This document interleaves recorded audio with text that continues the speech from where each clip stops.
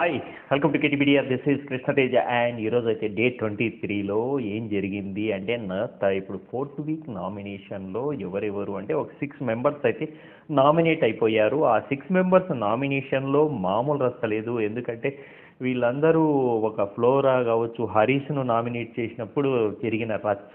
ఎందుకంటే నోరేసుకొని పడేయడంలో and one way traffic అరవడంలో ఇద్దరు house mates అయితే ముందుకు వచ్చేసారు. తనుజ అండ్ హరీష్ వాళ్ళిద్దరి మధ్యన ఈరోజు పడిన రచ్చ మామూలుగా లేదు. అది ఎందుకంటే వాళ్ళిద్దరు కుకింగ్ గురించి, అలాగే ఇంకే మనకు సంజన బయటికి వెళ్తూ తన మీద పాయింట్ రైజ్ చేసిన విధానము. ఎందుకంటే 4-5 రోజుల నుంచి అదే ఊడితో తిరుగుతూ అదే ఫుడ్ వేసి హైజీనిక్ లేకుండా చేసావు అని ఫ్లోరా నామినేట్ చేసిన విధానము, ఇలా ఇవన్నీ కూడా ఏం జరిగింది అంటే కనుక. అండ్ నిన్న ఎపిసోడ్ మనకు ఫుడ్ మానిటరింగ్ టాస్క్లో సంజన ఎలాగా ఆ బిల్ల దొబ్బేసింది. దాని తర్వాత తనూజ వెళ్ళి భరణిని ఏడుస్తూ ఏంటి ఇలా ఇచ్చేస్తారా అలా ఇచ్చేస్తారా అని పవన్ను ఒక విధమైన సెట్టింగ్తో చేయడము. ఇలా వాళ్ళిద్దరి మధ్యన మళ్ళీ ఇమాన్యుయల్ దీని గురించి, ఎందుకంటే భరణి మానిటరింగ్ను కాదని మరి తనకు సంజనకు ఆ మానిటరింగ్ ఇవ్వడము. తర్వాత దీని తర్వాత మంచి కామెడీ టింట్ అయితే కనుక ఒక కామెడీ ఎపిసోడ్ వాళ్ళిద్దరి మధ్యన.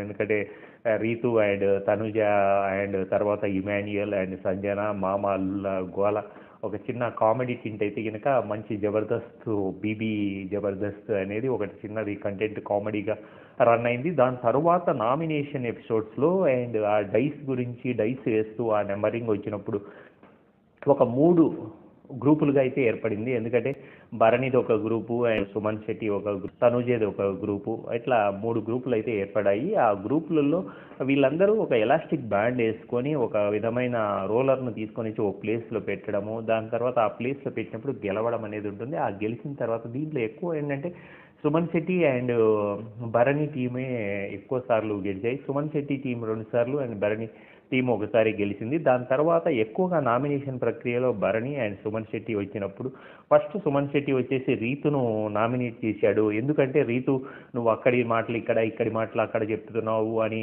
ఒక విధమైన పాయింట్అవుట్ రైజ్ చేసినప్పుడు, దాని తర్వాత మళ్ళీ ఫ్లోరా వచ్చేసి ఒక ఆర్గ్యుమెంట్ అయితే కనుక మంచి ఓవరాల్గా ఒక హై మూమెంట్ అయితే వచ్చింది. దాని తర్వాత సుమన్ శెట్టి రీతును నామినేట్ చేశాడు.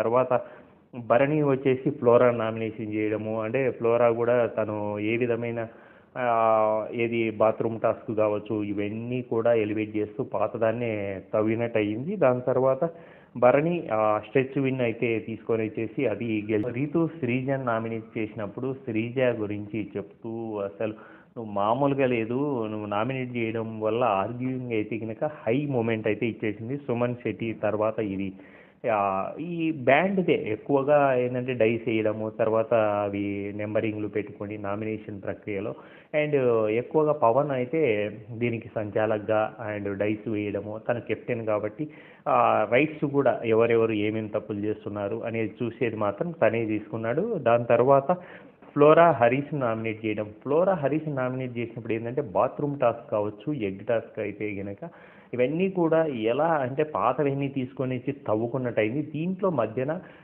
మనకు రాము రాథోడ్ కూడా వచ్చేసి నువ్వన్నా నీ గురించి కాదు, నువ్వు ఓవర్గా చెప్పుకుంటున్నావు అనేది ఒక ఇష్యూ అయితే రైజ్ చేశాడు. దాంతో అసలు హరీష్ మైండ్ బ్లాక్ అయ్యేలాగా ఆర్గ్యుమెంట్. దీంట్లో మధ్యన ఏంటంటే నేను ఫుడ్గా చేశాను, నేను బాగా ఫుడ్ చేశాను అని తను చెప్పుకొని నా ఫుడ్ తిని, నేను చేసిన ఫుడ్ తిని మీరందరూ మళ్ళీ నా మీద నెగిటివ్ ఫీడ్బ్యాక్ ఇచ్చారు అనేది ఒకటైతే రైజ్ చేశారు. కానీ రాము వచ్చేసి నేను నెగిటివ్ కాదు, ఆల్రెడీ సంజన వెళ్తూ వెళ్తూ చెప్పింది, నువ్వేమో మేమంతా చేశాము అని. తర్వాత తనుజ వచ్చేసి నువ్వు చేసిందే 2 రోజులు ఫుడ్, తర్వాత వెళ్ళి మూలన అని మూలుకొని కూర్చున్నావు, తర్వాత నేను చేసిన వాడిని నేను కాముకున్నాను, నువ్వేమో అంతా అరుస్తున్నావని.